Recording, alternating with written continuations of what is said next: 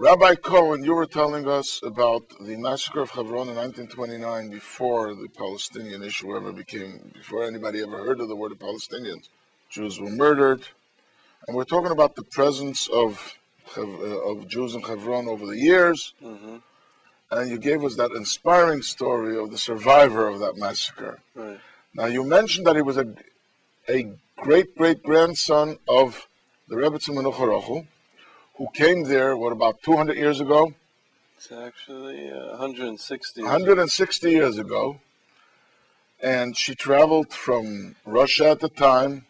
She settled in the city of Chevron, bought property, and there's a whole history about this. That's true. All the Chabad Rebbes, I think one by one, they all invested in buying property in Chevron. It's amazing that all the Chabad Rebbes and leaders throughout the generations put an emphasis. I mean, all of them were into buying property and were very, very, very much focused on strengthening the land of Israel, Eretz Yisrael. But it's amazing to see how much attention and how they emphasize Chevron. All of them, really, one by one. It has to do with many reasons. Most of them are spiritual. Just the Hasidic teachings of Chabad, of course, teach about a lot about prayer. And we all know that the ones that established the idea of prayer were our fathers, Abraham, Isaac, and Jacob. Very interesting thought. And so therefore, it was taught by the second Chabad Rebbe that all the prayers go through Chevron. Before actually, they go up. Even the Mishnah really tells us that before they were starting the sacrificial order, the morning sacrificial order in Jerusalem, they would look towards Hevron and see if the sun has risen above Hevron. Right. And the reason for it is they wanted to remember... To awaken the merit of our fathers.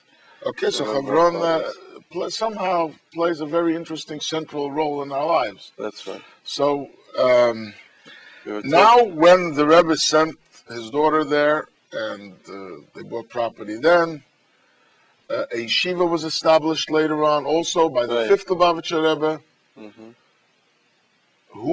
Are there titles to the properties? Who owns these properties? I'll tell you the truth. You were mentioning before about the whole idea of invading the city.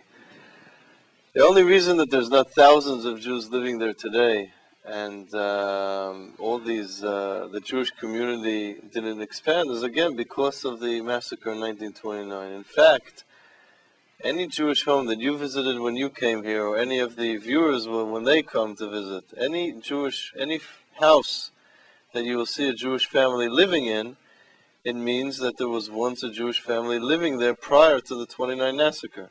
Every family in Hebron lives in a house that once belonged to Jews.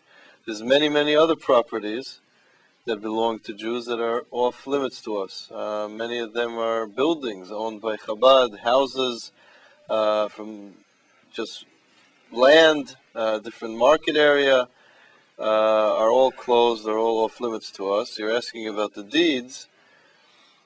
It's interesting. The deeds are really, the problem is that they were bought under the Turkish government. We're talking about in the past 2 centuries ago.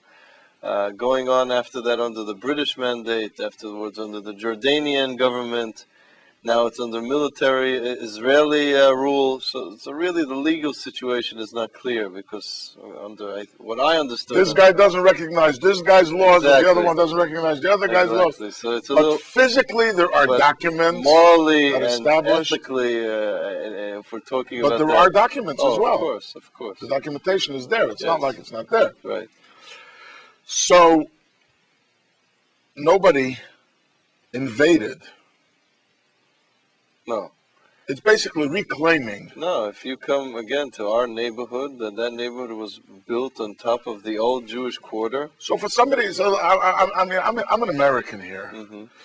America supported the dismantling of apartheid in South Africa. America is a country that advocates democracy and freedom for every person to live wherever they want. Imagine if I am going to announce that in Hebron, Georgia, USA, no Jews allowed. Or I'll say in St. Louis, Missouri, no blacks allowed. You'll be labeled as a racist. That's all? Is that about it? You're probably sitting Or we're going to have the whole country turn over? And the UN is going to condemn, and the world.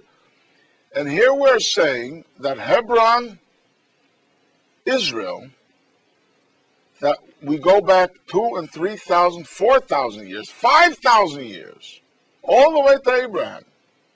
We've been there constantly. The only time we weren't there is from 29 to 67, and that's because they murdered us, butchered us like sheep, threw us out of our homes, stole our homes, and finally, after being attacked in 67, we reclaimed it.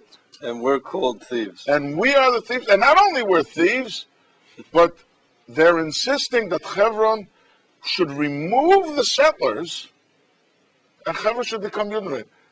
Is there any, I don't even know what question to ask. Is this normal?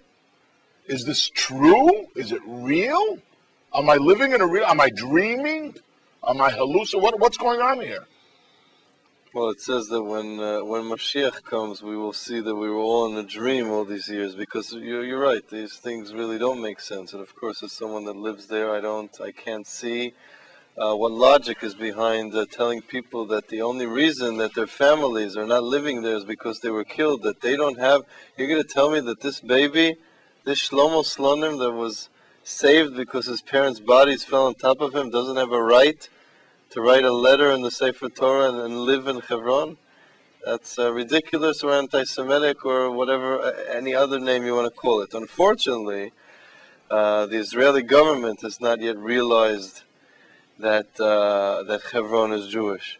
And even though it was conquered and liberated, as we call it, in the Six-Day War, really every measurement was taken to show the world that we are restricting Jews from going in there, restricting Jews from prayer inside the cave of Machpelah. You were mentioning it before. It's interesting to mention the principle of freedom of religion that was in the city of Hebron for 700 years. 700 years prior to 1967, when the Muslims were in charge, there was a sign on the seventh step leading to the cave of our fathers and mothers. Our fathers and mothers. Right. And that sign declared that any non-Muslim, not only Jews, but Jews and Christians, because there was once a church inside it that was also destroyed, but any non-Muslim was not allowed beyond the seventh step. And anyone that did so was subject to harassment, to arrests.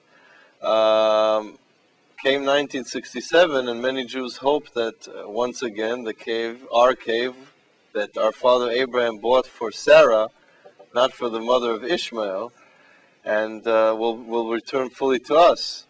It was one thing that they said that it will also serve as a mosque. Maybe that we could live with, but to say that this is only a mosque, that Jews could not live with. This is the most pathetic part of it, that it is actually the cave of Yitzchak, who was the brother of Yishmael, whom Yishmael wanted to kill. Right, this was given to the Now, Arabs. that is given to the Arabs. That is even more pathetic.